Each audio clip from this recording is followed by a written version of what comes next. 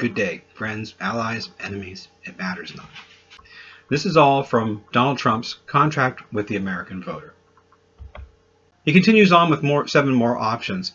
On the same day, so he's still talking first day, but he's changing this. I'll begin taking the following 7 actions to protect American workers. So we've moved on from corruption to workers.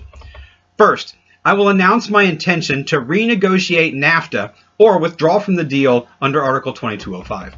Perfectly within his right, and with Congress behind him, a good move. It may actually help American workers in the long run. But short-term benefits will be lacking, and foreign relations with foreign governments are likely to be strained. Also likely to hurt more people in the world as a whole than it helps. And of course, it helps the greedy American businesses far more than it helps the workers. Be clear, working class, he is not doing this for you. This will be a common theme throughout this section. Any benefit to the American worker, whom this section is supposed to be about, is secondary to answering to the GOP's corporate lobbies. Second, he says, I will announce our withdrawal from the Trans-Pacific Partnership. Second verse, same as the first. Specific details may make this a more effective win for him, though. We'll do a TPP-specific video sometime later to flesh this out. Third, I will direct my Secretary of the Treasury to label China a currency manipulator. Okay, big risk.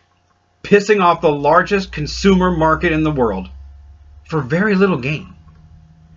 But again, we can dedicate an entire video to that. Fourth, I will direct the Secretary of Commerce and U.S. Trade Representative, this is his words, to identify all foreign trading abuses that unfairly impact American workers and direct them to use every tool under American and international law to end those abuses immediately. In other words, I have no plan except to make others sit down and come up with a plan. We'll see this again in foreign policy. Worse, this is going to be done by the Secretary of Commerce, who we know will be an industry insider of some kind, and a trade rep, which is likely code for big business interest, ensuring that the abuses they seek out will be those that hurt companies, not their workers necessarily. The GOP doesn't see the difference in this concept, but ask any union if the workers and their employers equally benefit. If Trump really cared about the workers in this scenario, labor unions would be invited to the table. True, that just adds more special interest to the Washington discussion, but at least it wouldn't be one-sided, and therein lies the biggest problem with the GOP cleaning up Washington. Only those lobbyists they don't like get excluded.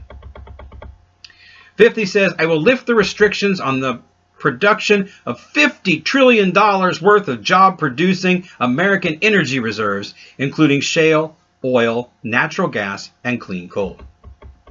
Great.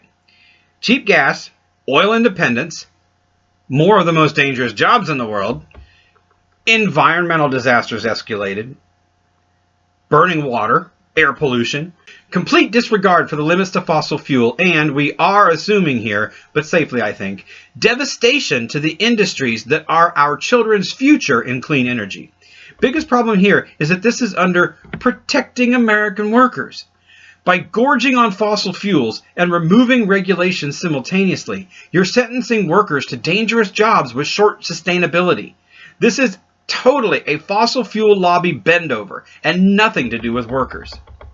Sixth, lift the Obama-Clinton roadblocks and allow vital energy infrastructure projects like the Keystone Pipeline to move forward. This would have been okay if you had not mentioned a pipeline. This is more kowtowing to those oil and gas lobbies. You want to improve energy infrastructure, you need to increase maintenance on old facilities and invest in renewable alternatives to replace coal and nuclear plants. These programs would employ millions and leave our children a better future. Making new pipelines is like repairing arteries in a brain-dead patient. Seventh, cancel billions in payments to UN climate change programs and use the money to fix America's water and environmental infrastructure. You are obviously not in complete denial since you want to fix America's water and environmental infrastructure.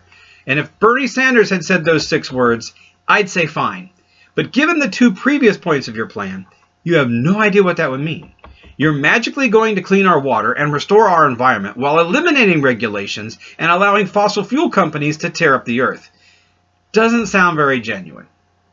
More importantly, climate change is not something America can do alone. We made great strides, some of which you sound like you want to reverse, but we'd still be better off than some of the world. Developing areas need to grow beyond the perceived need for unchecked production. This also helps open markets for new technologies, in which we would be leaders, if not for your GOP buddies licking the fossil fuel lobby's shoes and shutting down advancement.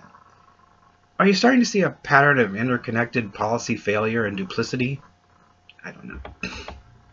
Am I not being fair again? I just